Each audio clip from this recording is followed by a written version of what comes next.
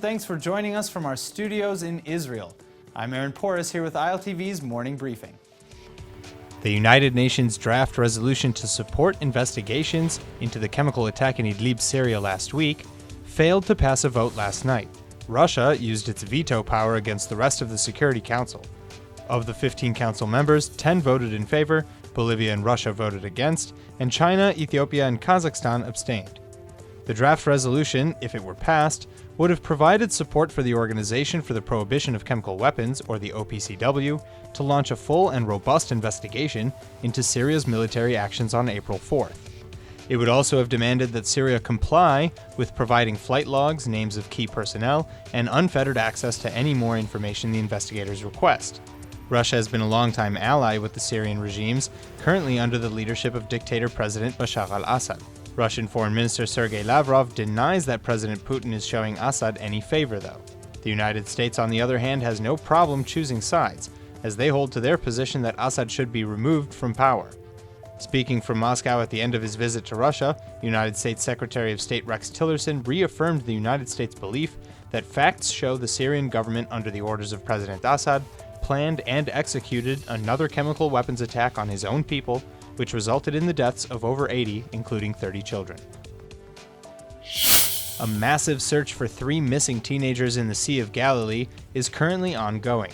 All 3 young men entered the lake on inflatable mattresses, but strong winds blew them far from the shore. 80 other people were also swept deep into the lake by heavy winds, but have since been rescued.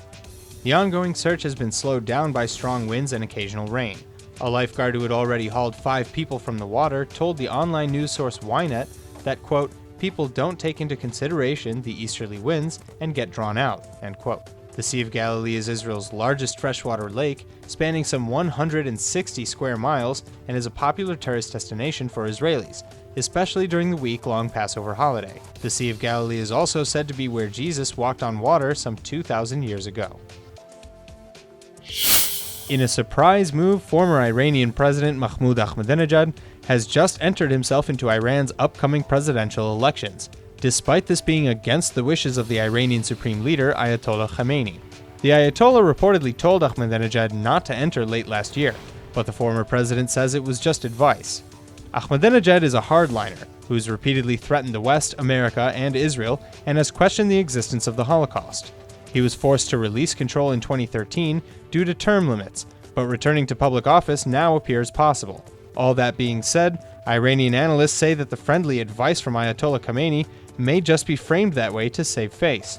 But really, Khamenei and his camp view Ahmadinejad's version of Islamic practice as inappropriate, and the former president may pay for putting his name in the running. According to political analyst Hamid Faravajian, Khamenei will not forget this move, which was aimed to harm his image.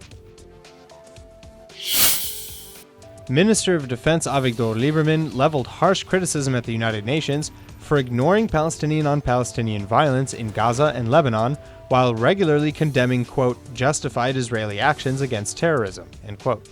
According to a statement released by the defense minister's spokesperson, the comments were made during a telephone call with UN Mideast envoy Nikolai Mladenov.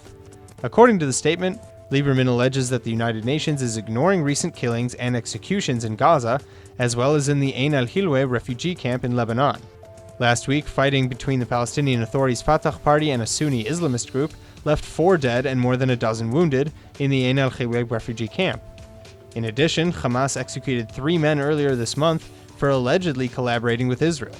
Ravina Shamdasani, spokesperson for the United Nations High Commissioner for Human Rights, condemned the executions in Gaza and said that, quote, the executions were carried out in breach of Palestine's obligations under international law, including the International Covenant on Civil and Political Rights, which places stringent conditions on the use of the death penalty, end quote.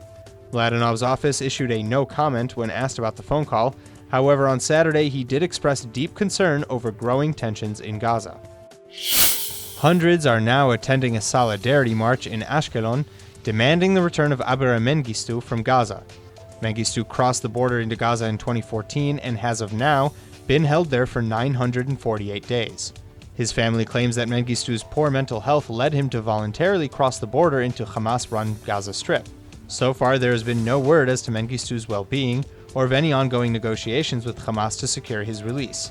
During the march, Mengistu's mother pled for compassion during the Passover season, saying, quote, "We have now gone through a third holiday without Abera, and it's too hard to bear. I have no more strength to cope with the uncertainty. My son is sick, and I do not know if he's being treated. I have lost hope. I do not sleep at night, and after so long I would expect to begin to hear that something is happening. I don't believe all the promises from the government." End quote. That's all for now. I'm Aaron Porras, and see you later with our main daily broadcast from Israel at 2 p.m. Eastern Time.